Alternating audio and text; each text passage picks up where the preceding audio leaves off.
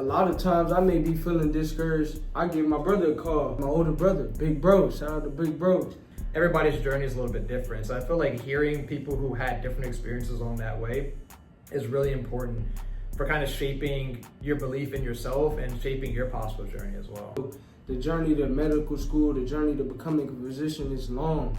It's not easy, but it is rewarding. Instead of looking at it from like a perspective of, I can't do it, you look at it from a perspective where, oh, I found something that doesn't work. And once you realize that your failures aren't really necessarily a you thing, it's just you're using and doing something that's not necessarily working for you in that moment. But that causes you to adjust. You adjust, you try new things, and eventually you will find that thing that does work for you. Yeah, it's BigGameCham. You know the name, the most authentic in the game. And today we have episode 2 of my journey to medicine, which is all about documenting our journey to medicine and giving you some motivation and inspiration to keep on going. Your host, BigGameCham. I'm currently a first-year medical student at Howard University College of Medicine. And our special guest today is from Houston, Texas. He's a graduate of Howard University with a degree in engineering. He has 8 publications in clinical research, and he has given numerous podium presentations. He is also a first-year medical student at Howard University College of Medicine. I present to you Mr. Joshua Davis. Thank you for having me. Yes, sir. And so, as we get started, for the people who don't know you, tell the people about yourself. Yeah, so I'm from Houston, Texas, as you said before. Lived there my whole life. I came to Howard for undergrad. I was here for 5 years. And I went up to Boston for 3 years, did a little clinical research, got some clinical experience. Now I'm back here, started med school. Outside of school, I love to run. Really big on fitness, running. I've been getting into lifting weights a lot more, play basketball. Hang out with friends, explore the city. Like DC is an awesome place to live. So it's been cool just kind of going around the city, exploring new study spots, stuff like that. Yeah, that's what's up. A little bit about myself. Also from Houston, Texas. I was right outside of Houston, Texas, Pearland, Texas. Graduated from Xavier University of Louisiana with a degree in biology. And now I'm here at Howard University College of Medicine, enjoying life, enjoying the journey. Some things I like to do in my free time. I also like sports, like to play basketball. I like music. I really enjoy music. Music is very calming for me, and it's also something I do when I'm working out, when I'm getting dressed in the morning. Music is it's always good to listen to music. Additionally, just hanging out with friends and family, and like I said, just enjoying the journey. And so this platform is really about documenting and explaining and just talking about our journey to and through medicine. And so I guess we could start off by just discussing some of the most rewarding parts of the journey. As we all know, the journey to medical school, the journey to becoming a physician is long. It's not easy, but it is rewarding. So I guess we could, start off by just talking about some of the most rewarding parts. And I would say for me so far, it's just been the people that I've been able to meet and the impact that I've been able to also help make. And that has been something that's very fulfilling. One thing I'm big on is walking in my purpose, praying to God, and knowing that my journey is bigger than just me. There are thousands of people who have prayed over my safety, my health, and just my journey. And me, I know that me becoming a physician, that you becoming a physician is bigger than just us. For sure. There's thousands and millions of people that we can impact and for the better. And so that's been some of the most rewarding parts of the journey for me. Well said. Yeah, I'd have to echo that sentiment. Honestly, I feel like the most rewarding part for me is just kind of inspiring people along the way. Like for example, when I was at Brigham, one time when I was enrolling patients for a clinical trial, I was another black man. And honestly, I was the only black CRC in the entire department. So I went to him, enrolled him, got him into the study, and he asked me, he was like, oh, what are your plans? Like, what are you trying to do? And I told him, I was like, yeah, I'm trying to go to med school. I was doing some research right now, kind of boost my application. And he was just like, man, that's awesome. Keep going. And he told me, I'll never forget this. He said, seeing you do it gives me faith that my daughter can do it too. And I was like, that's so true, man. Your daughter never could do it. So I just feel like being in these spaces, just being able to impact people, not even as a physician, but just kind of like going along the path, that's been very rewarding for me. I also think, the experiences that I've been able to get, like, going to medicine, you get a lot of like shadowing experiences, research experiences. So you just learn areas that people haven't really looked into. And you just kind of learn more about what you like in medicine too, So I kind of feel like learning along the way has also been really rewarding. But I think mainly just being able to impact people along the path has just been like incredible for me. So yeah, that's what's up. Yeah. I definitely, I agree. I think seeing is believing. One thing that I was blessed to have and still have is my mother, who is a physician. And so just seeing her and knowing that it's possible, I think that's something that's inspiring. And that's something that, we hope to do with this video and with this platform, is just to show you that it's possible. With us being minorities in this field, that adds more adversity to the journey, but God wouldn't give you more than you can handle. And so if you're watching this right now, know that you can handle any and every form of adversity that you may encounter. Whether you're a man or woman, you're black, whether you're Hispanic background, it does not matter.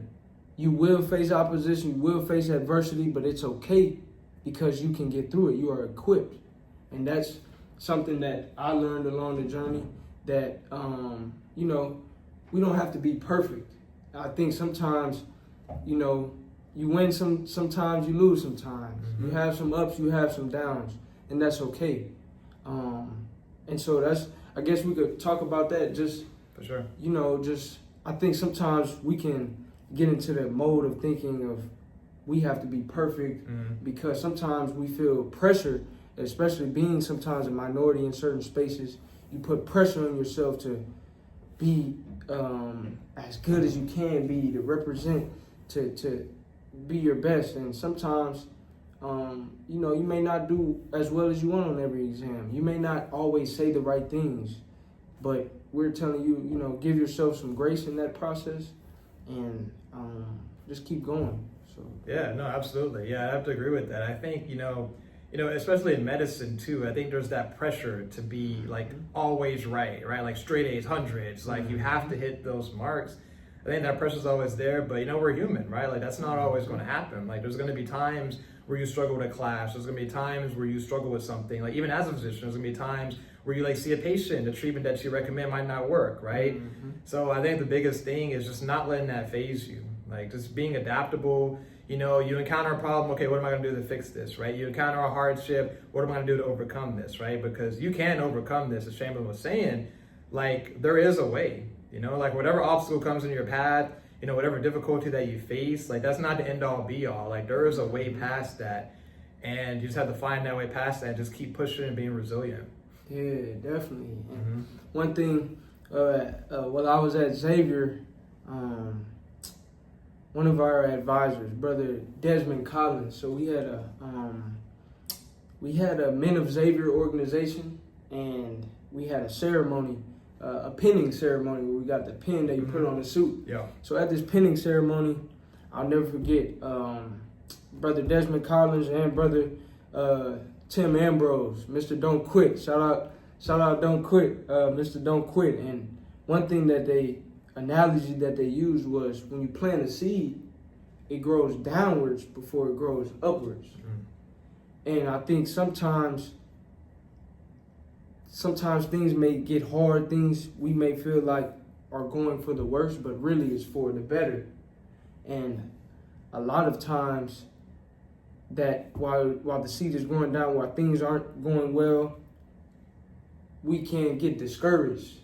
But as Josh said, there's no need to get discouraged. Keep going. It's difficult, but I'm telling you, you can do it. You're looking at two medical students who have faced adversity, who have had discouraging moments, but we persevered. And that's why we're sitting in front of you today, not because we were perfect on our first attempt at everything. Not at all. Not at all, but we persevered through it. I remember studying for the MCAT, and I took my first practice exam. I believe I got a 490 on it, and a lot of schools, your average to get in, the median score is way above a 490. So that was discouraging. But did I stop? No. Did I allow that to make me change my path and not want to become a physician anymore? No. I said, okay, I struggled. I'm struggling in these areas. Let me try a new way. Let me try a new perspective. Let me seek help. We literally just got finished talking with some dental students, and they said, you shouldn't feel embarrassed to seek help. You should feel embarrassed to need help and not say anything. Speak out. That's the bad part, is when you need help and you're not speaking out and asking for help. Ask and you shall receive. And closed mouths don't get fed. So if you don't ask for help, how will people know that you need help? And how can the right people who can help you, how can they come into your life to help you if you don't express that you need help? So I say all that to say, when you're going through the adversity, though it may be discouraging, keep persevering and also be open-minded and be willing to ask for help. Put your pride to the side and ask for help. There's nothing wrong with asking for help. Yeah, I have to agree. Yeah, I mean, I think in med school and really just in anything that you're going through, when you encounter those hardships, there's nothing wrong with asking people who've gone through it and have been successful for help and advice. Like, actually, I think that's something that we all need to cultivate, because when you do that, your failures or your difficulties, those circumstances can turn into learning experiences. And that's how you grow and you become better. Mm-hmm. Definitely. So, along that note, how has my question for you is, how has embracing other ways of thinking or embracing different perspectives, how has that helped you along the journey? Because I know we talked about, seeking help, seeking advice. How has that, for you, been able to help you along the journey? Yeah, so I think that, at least in medicine, a lot of people you'll hear a lot of noise, from people who've gone by. And a lot of this sometimes, at least for me, it's kind of scared me, like hearing perceptions from people like, oh, you have to hit this score in MCAT to get in. You don't get this, you're not getting in. Oh, you don't get into med school the first time, you're done. Like, you hear all those noise, right? You just hear a lot of people saying certain things. So sometimes kind of getting perspectives from people who have been on the other side of the coin, people who might have taken the MCAT 3 or 4 times even, right? Or people who had to apply to med school multiple times. Or just people who have kind of like gone through those areas and have still been successful. That's very important, and I think that's like very crucial in kind of mitigating some of that fear you might feel, because there's not it's not a one size fit all, whether getting into med school or being a physician. It's not just like, there's not one thing that you have to do to get into that, right? Like, there's like multiple different ways to be a physician. Everybody's journey is a little bit different. So I feel like hearing people who had different experiences along that way is really important for kind of shaping your belief in yourself and shaping your possible journey as well. Yeah, definitely, and I can definitely agree with that.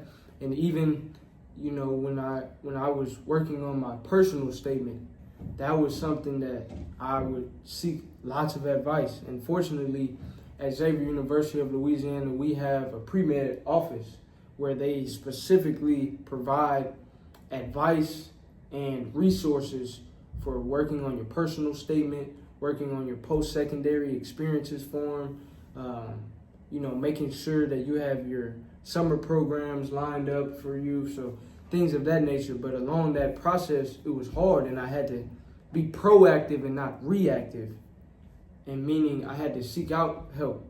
You have to seek things out so that you can receive. And so one thing for me was personal statement. When I tell you I submitted my personal statement to them, I was like, oh man, I cooked something up. I cooked it up. got it back, nothing but edit. Nothing So but change red. this, yeah, change that. That's off. And then, you know, I would edit it, send it back, more red. Mm-hmm. Oh, no, this is still not right. But it all was for the better. Yeah. So don't like Josh said, don't be discouraged about you know, needing to critique things, needing to revise things, needing to edit things, or the discouragement. Because one thing that I have noticed in life is that misery loves company. And so if I'm doing well and Josh is also doing well, but if we surround ourselves with other people who are miserable, who feel miserable about themselves, how do you think they would try to make us feel about ourselves? They would try to make us feel miserable, because misery loves company. And so one thing that's also important is making sure you're surrounding yourself with the right people and the right influences, because sometimes the wrong people who may have a negative, who may just have a negative, be in a negative spirit at that it's like moment. a negative attitude. Yeah, they'll make you feel negative, and that'll rub off on you. So you want to make sure you're hanging around people who are like-minded, with a similar focus and ambition and a positivity. And when I say positive, I don't mean people that are yes men or yes women that are always going to tell you you're right even when you're wrong. No, people that can hold you accountable. I'm not saying, but I'm saying people who won't discourage you from your dreams or tell you you can't make it, you can't do it, you can't do this, you won't be able to do that, you're not good enough, you're not tall enough, you're not. No. Hang around people who will empower you and speak life onto you. And do the same for them, and y'all grow and build one another. So, for sure. Yeah, definitely, man.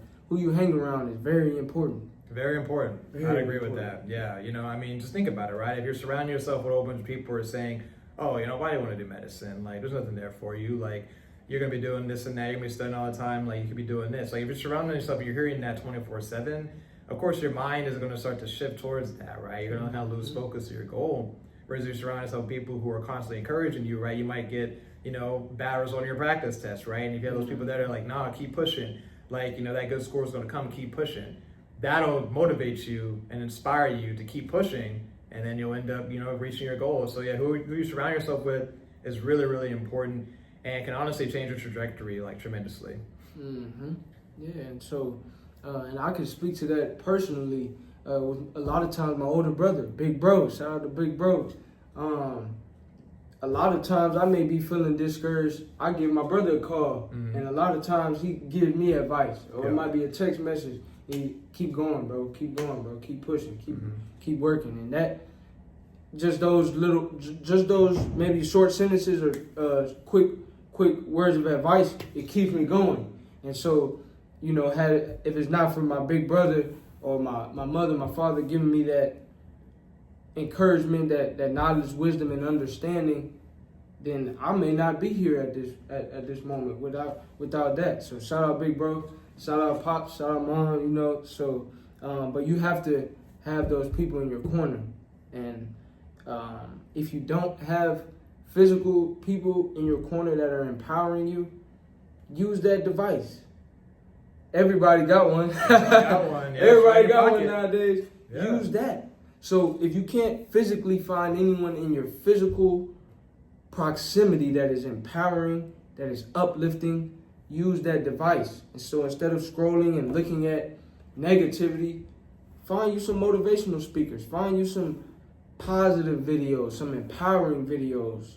Watch surgeries. Watch people who document their journey to medicine. Watch people who have overcome. People who can give you some encouragement about the MCAT. Who may have had to take it 3-4 times but persevered and succeeded in the end and didn't allow that to stop them. Surround yourself with that on a virtual level. If you can't find people physically, subscribe to BigGameCham. no, I'm just playing. But subscribe to, you know, channels that are motivating you. I watch Les Brown. I watch Inky Johnson. I watch Ray Lewis give speeches. And sometimes I'm tired. I'm studying 5-6 hours a day. Take a practice exam. Don't do good on my practice exam. I did all this work and I'm still not getting it. I turn on a video And now you know what? Keep going, keep pushing. Mm-hmm. So never be discouraged. And if you can't find people in your physical, actual life that you can lean on, find a virtual. I'm fortunate to have several physical people, but at times I can't always call my brother. He's working. Mm-hmm. He's chasing his dreams. I can't call my pops. I can't call my mom at certain. They're working. I rely on that device. Yeah, no, I'd say the same too. You know, like even for me, there's times where I'm kind of like feel like I'm losing that drive a little bit. I'm getting discouraged. The same thing. Pop on a video, right? We all got YouTube. We all got the internet, right? There's still something on there. I know for me, like I'll watch even kind of like curated motivational videos, right? Or maybe like David Goggins, or maybe like another like big time speaker, you know. And you know that would kind of get me going. That would kind of give me the edge that we needed. For example, our most recent exam was one of the hardest exams that we took as M1s. And, you know, a few days before the exam, we had a quiz. On the quiz, I didn't really do too well, right? So I was feeling a little down. You know, I was just like, oh, man, like I've got, you know, this amount of time before the exam. Like, I was like, I feel like I have so much to study. Turned on a motivational video, and that got me in the right mindset and inspired me enough to where I, like, grinded out all the studying and ended up passing that exam, too. So yeah, just don't underestimate how powerful the mind is and how powerful your belief in yourself and your ability is. And if you need something to kind of stimulate that, if you don't have anyone to call, yeah, there's nothing wrong with popping on a YouTube video to kind of inspire you to go get it. Mm-hmm. And so as we wrap up to a close, I want to be respectful of our time. But Absolutely. I do have a question for you on that same note. So one thing that I tell people, one thing that I live by is that whether you're taking the MCAT, whether I'm approaching a young lady that I like, confidence is half the battle in my experience. Absolutely. When I played basketball, anything I did, I taking the MCAT, confidence is half the battle. And so my question to you is, for somebody out there who may be struggling with their self-belief, like you said, belief or that confidence, what are some ways that you think they can build that confidence or you know, improve on their confidence or that self-belief? Yeah, no, absolutely. So I would say the first thing, and I know we talked about this a little bit before, but who you surround yourself with, right? I think it's really important, right? If you surround yourself with people who are going to uplift you, kind of remind you of what you've done in the past, you know, successes that you've had, that's going to push you to keep going forward, right? The second thing, and this is kind of something that I use a lot, is honestly the Lord. I think I pray, you know, I just remember that He didn't bring me here to fail, you know, and if you truly want to do medicine, you've prayed about it, God won't bring you this far to fail. So I think that's something that's really helped me a lot. And then 3, just remember keeping the end in mind too, you know. So for me, it's like, you know, whenever I'm feeling like I, you know, just don't really have what it takes, like for example, the MCAT was really tough for me. So in times when I was taking the MCAT, instead of thinking to myself, oh man, I don't have what it takes to be a doctor, I don't have what it takes. Everyone has what it takes. Everyone has what it takes. You just have to find new ways of approaching it. So how I see, you know, failures and kind of situations that come to me and I'm just like, oh man, like, what do I do? Like, I don't believe I have what it takes to put into this. I just find something, a different way that works. That's been the biggest thing for me. So, and I think, you know, once you do that, once you realize that your failures aren't really necessarily a you thing, it's just you're using and doing something that's not necessarily working for you in that moment. And then when you look at it from that perspective, instead of looking at it from like a perspective of, I can't do it, you look at it from a perspective where, oh, I found something that doesn't work. Then that causes you to adjust. You adjust, you try new things, and eventually you will find that thing that does work for you. And then you pour into that, and then you will experience that success. So those are things that help me, honestly. Like if there's times where I'm feeling a little inconfident, feeling down, like I don't know if I can do this, I take a step back, reevaluate what I've done, and try to change that. Yeah, that's definitely sound advice. If I could add to that, I would add 3 things as well. Number 1, for me, like you said, God. God, I always lean on God. One scripture that I like is 2 Timothy chapter 1, verse 7. God did not make us in the spirit of weakness or timidity, but with a spirit of power, love, and self-discipline, or power, love, and a sound mind. And so that's how I live my life. That's how I walk. With that confidence, with power, love, and self-discipline, power, love, and a sound mind. and just trusting in God and knowing that God is in ultimate control. Like Joshua said, if you prayed about this, you know you're supposed to be on this path. Continue to walk on the journey and have confidence that God is with you, God is guiding you, and God is for you. And if God is for you, then who or what can be against you? Amen. And the second thing that I would say is past success builds confidence. So if you have been successful at anything in life, use that to make you feel more confident at doing something else. And if you can't think of something, I can think of something for you. So, and one thing that something you're here, that's success. That's a success. You're breathing, you're alive. That's a success. So if you can't think of it, I thought of one for you, you're alive. That's success. Making it to see today.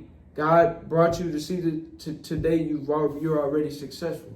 So that's one thing right there, and I don't even know you. But God, you're already here. That's a success in itself. Because some people may have been here yesterday that are not here today. God, you're here. And if God believes in you, why don't you believe in you? God woke you up, so God believes in you. You still have a purpose. You still have a reason to be here. So why don't you believe in you? So past successes. If you've been successful in one area, if I've been able to do this, if I've been able to do that, then I can be successful in the next area. You were able to pass your elementary classes, you can pass middle school. If you pass middle school, you can pass high school. If you pass high school, you can pass college. If you pass college, you can do medical school, and so on and so forth. You learn how to tie your shoes. You learn how to, being able to walk. You don't start off being able to walk. You don't start off being able to run. You have to crawl before you can walk. You have to walk before you can run. So if you're able to just progress through different steps, learning how to type on the keyboard, learning your ABCs. At one point, I didn't know my ABCs. So if you lean on that, you've been successful in the past. If you were able to learn that, if you were able to do that, you can do the next step. Then the third thing I would say is, they say competence increases confidence. Competent meaning being aware, increasing your knowledge, wisdom, and understanding in a particular area. So if I don't feel confident about the MCAT, let me increase my competence on the MCAT. Let me learn what is the structure. What have other people who have been successful before me, what have they done? How do they analyze a passage when they see a passage? How do they structure their study blocks and their study routines? What third-party resources do they use? How do they analyze a car's passage? That's increasing your competence. And once you become more competent, naturally you'll become more confident in that area. So if you're struggling in a specific subject or in a specific area, hopefully these tips that me and Joshua have provided can help you out. And so as we close with this last point, what is either one piece of advice you would give your younger self, like when you were 13, or what is one piece of advice you would give to aspiring pre-med students? It could be about life, it could be about school, it could be about balancing work-life, whatever. Like, what's one piece of advice you would like to leave? Yeah, so actually I'll give two pieces of advice. Yeah, two. The more is merrier. So I think the first thing I would say is be resilient. Like, along this path, it's a long journey, but it's a very fulfilling, rewarding one. But with long journeys come hardship. So along the way, there will be times where you encounter difficulty. There will be times where you'll encounter failure, where, something won't turn out the way that you want it to. And in those times, don't give up. That's probably the number one thing I have to say. Don't give up and keep pushing, because if you want to become a physician, or if you want to do anything, right, you can do it if you put your mind to it and if you stay resilient. So I probably say that's the first level of advice. Second advice, I would say have fun with it, right? Like, if you're aspiring pre-med or really whatever you want to do, for me, it's just, I love medicine, right? Like, it's a lot of learning, it's a lot of studying, right? MCAT, shadowing, but at the end of the day, you're learning and you're like picking up on all the tools that will make you a better physician down the line. So I think, just appreciate the journey, have fun with it. Don't pinhole yourself into thinking, oh man, it's just like a lot of studying and kind of, as we talked about before, kind of having like a negative outlook on the process, right? At the end of the day, we're all trying to be physicians. We're all trying to save lives. We're all trying to help people. We're all trying to inspire people, So I think, just don't lose sight of that. Yeah, and I would add to that, I would say pretty much the same. Instead of focusing just on the outcome, focus on the process. Like Joshua said, We're all in the process. We're all on the journey. Focus on enjoying the journey and just try to be better today than you were yesterday. Sometimes I know personally in the past I've struggled with perfectionism and wanting to be perfect. But now I tell myself I'm not striving for perfection. I'm striving for excellence. We can't be perfect, but we can be excellent. So do your best. Let God handle the rest, and you can do everything, any and everything that you put your mind to. Believe in yourself. Be resilient, as Joshua said. And we hope you enjoyed this video. Like, comment, subscribe. Let me know what you would like to see next, and we will catch you on the next video.